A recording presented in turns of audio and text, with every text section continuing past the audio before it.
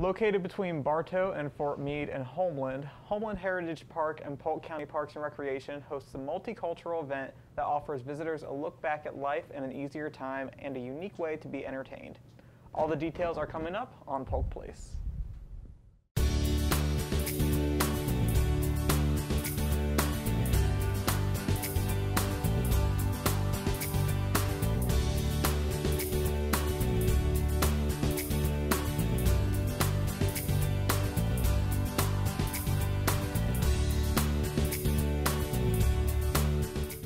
Hello and welcome to Polk Place. I'm your host today, Dion Spires.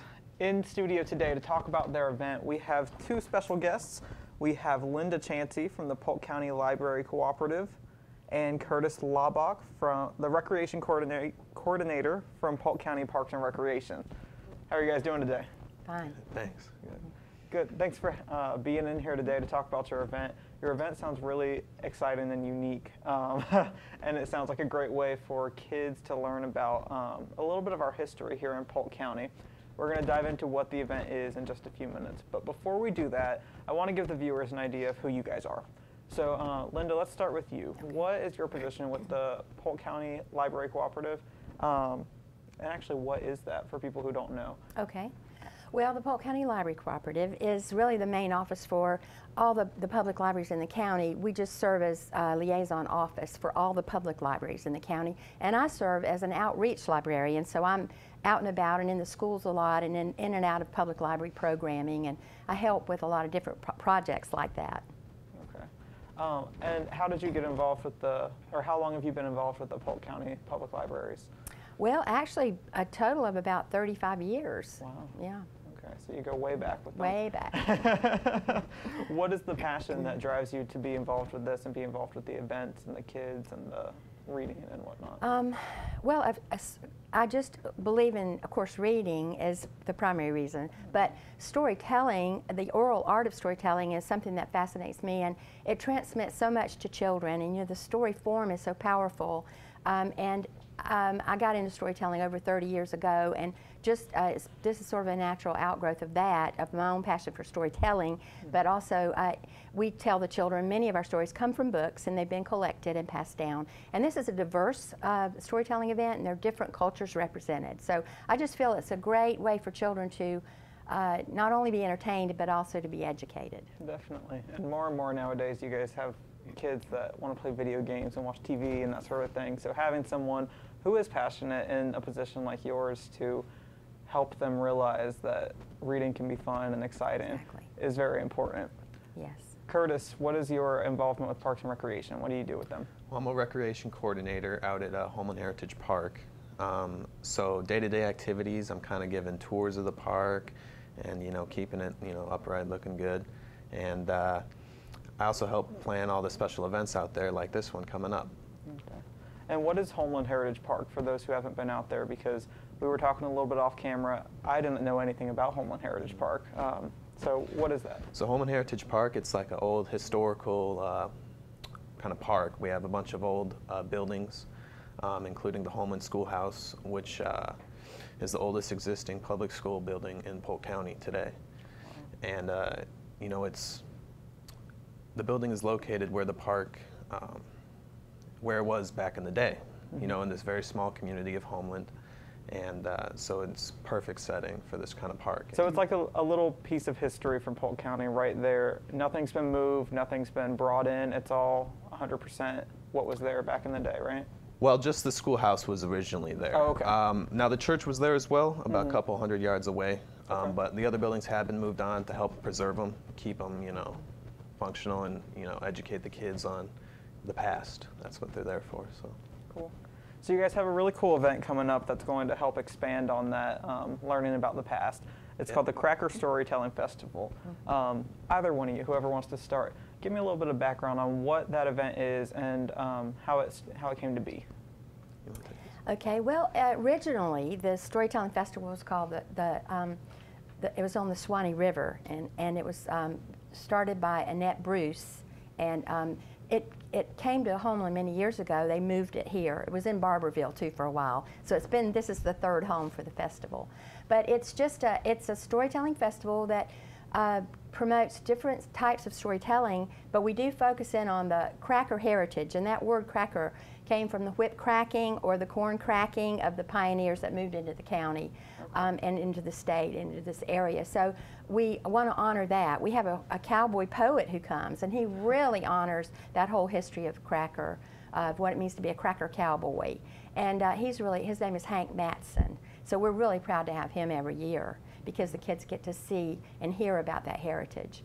And then we have a man who comes from the Kissimmee State Park, who sort of reenacts a cow camp, of course without the cows, but he has a fire, and he talks about how it was in those days. So it's historical information put in a realistic reenactment format. And then we have many types of storytellers.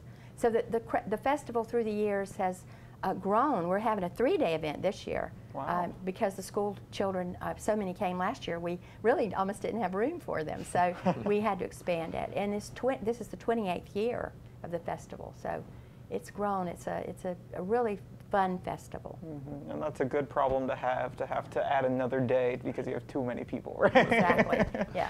And I know that aside from the storytelling, there's also other activities that the kids can do. Curtis, can you expand on that a little bit for me? Yeah, we're going to have different sort of crafters, food, some demonstrators. We have our youthful storytellers there as well. And then on Saturday we're having a whip cracking contest actually out there, so nice. They can participate in that as well. That'll be fun. Yeah. The kids can do that? Yeah. Cool. Yeah, there's a registration fee, but there's prizes for the competitors. So that'll be fun. Have you guys ever cracked a whip before? I have not. No? I'm actually kind of scared. I've tried and not succeeded. It's pretty hard. Oh no. Is it hard to keep control of it? They say it's all in the wrist action of popping it, and it supposedly breaks the sound barrier. It's so loud when you do it right. And we have all ages in that contest, from young ones up to adult, and they do win a trophy and a prize for the winners. Very but cool. It's a $10 entry. $10. Not too bad. And we have a lot of kids who are very talented whip crackers, really? and adults too. But they can actually do one in each hand and jump and do all sorts of fun. You've got to see it. It's fascinating. That's definitely a talent. Yeah. And of course, years ago, the cow hunters in Florida, to get the cows out of the palmettos, scrubs, they would crack the whip, and they also say they could actually kill a snake with a whip. Oh my gosh. On the back of a horse. So. That's insane. Yeah. Now, how did the partnership of the Parks and Rec and the Library Cooperative for this event come together? Is there a story behind that? Well, I guess it was just kind of a natural partnership that evolved. When we moved the festival to Homeland, of course, we had to have the help and the approval of the Parks and Rec folks, and we couldn't do it without them, because the facility, of course, is half the wonderful ambiance of the festival, with all the old historical buildings and everything. So their staff provides the whole support for the event. And then the Polk County Library Cooperative, we work on hiring the storytellers and hosting the storytellers and making sure all that part goes smoothly. And we also just work the event itself. Many people volunteer. But also the Polk County School Board and the school, I guess you'd say the media department, probably, they're the ones that really have been on the committee the whole time. Okay. They make sure the kids come on the field trips. So Terry Sullivan is our contact with the Polk County School Board, and she makes sure she registers everybody and takes the money, and so it's a three-way partnership, and it's worked very well. Great. And Linda, I know that you said off camera too that you have a connection to Homeland. There's definitely a passion behind this, and you've been doing this event for a long time. Mm-hmm. So can you tell me a little bit about what that passion is and why you have the strong connection to it? Well, I grew up in Homeland, so I'm an actual native.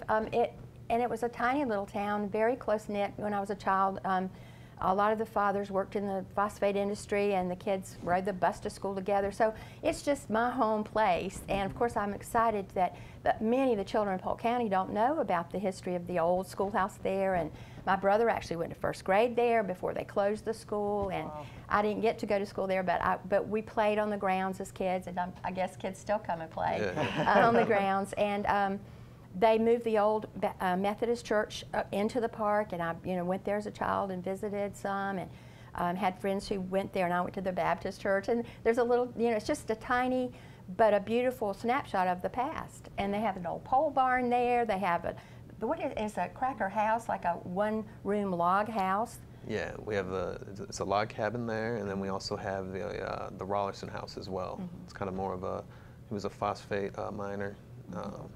Yeah, more of a wealthy family kind of style house. Wow. Two-story, beautiful two-story, old house. Yeah. So it gives the children a glimpse of the past, and I just am glad they preserved it, because it gives us a perfect backdrop for the storytelling. Absolutely, and it must be so cool to go back and see that, since that was your hometown. Yes, it is. So you guys said that you have a ton of kids coming, and you had to make that extra day for it. What kind of turnout are you guys expecting this year? Well, our goal is 1,200 kids per day on Thursday and Friday. 1,200 kids. Yeah. How do you even manage that number of children? They're really well behaved. They all, of course, they have chaperones, and the kids come with teachers and parents, and we're inviting the whole community. Anyone of any age can come all 3 days: Thursday, Friday, and Saturday. And what was last year like? Do you guys get any feedback from the kids that come around? Like, do you have any stories of someone who was really impacted, or just the amount of fun that those kids have when they come out? Well, I certainly, because I'm involved in the Youthful Voices part, he mentioned the Youthful Voices, and those are kids telling stories. Oh, so, of course, I had some good comments from those. The kids have got up and told a story, and we do have a sign-up for that, and slots for the kids to actually tell stories, too. They have to practice. It has to be a story that's been rehearsed and told to an adult, and an adult actually sponsors the child to tell. Because Youthful Voices is a movement, really, in the storytelling community to grow that next generation of storytellers. So those kids, of course, got to face an audience and tell a story. So they all said they had fun doing that. And the teachers like it because it's educational, it's outdoors, and a lot of it's outdoors, and they can do the crafts and experience just a fun day together. So we have really good feedback. Some of the feedback is it's hot, and there's, it's hard to get in.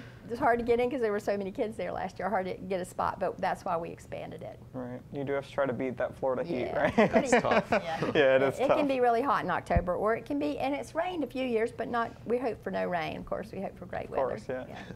Now, I know that you guys, with this event and with future events for Parks and Rec, 'cause you guys always have events going on, you always want volunteers.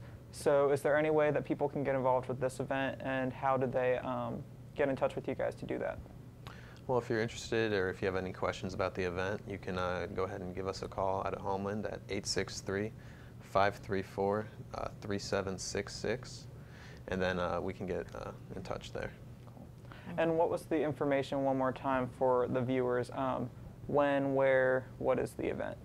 So it's the Cracker Storytelling Festival. It's going to be October 6th, 7th, and 8th from 9:30 to 2:30. All right. And I guess admission for the event is $6 for adults and $4 for children. Great. Well, it sounds like an awesome event. It sounds very fun. And the whip cracking contest is something I have to come out and see for sure. You can enter. Oh, I can enter. You don't want me to do that. I might whip somebody in the You might process. hurt yourself. Got to sign a waiver for that, right? Well, thank you guys for being here to talk about the event. It's going to be a good time, and I hope that you guys have the turnout that you guys are expecting, because it sounds like you guys have a great event in the making. Thank you. Thanks Thank for you having very us. much. Polk County Parks and Recreation invites you to their annual Cracker Storytelling Festival, October 6th through 8th at Homeland Heritage Park, 249 Church Avenue in Homeland. Admission is $6 for adults and $4 for children. The Cracker Storytelling Festival is an event for everyone. Storytellers gather to celebrate the folk tales and traditions of the Florida cracker culture. This event will feature history reenactments, storytelling by local and state storytellers, whip cracking contests, entertainment, crafts, and more. For more information, you can give them a call at 863-534-3766 or look them up on the web at www.parksandrec.polk-county.net.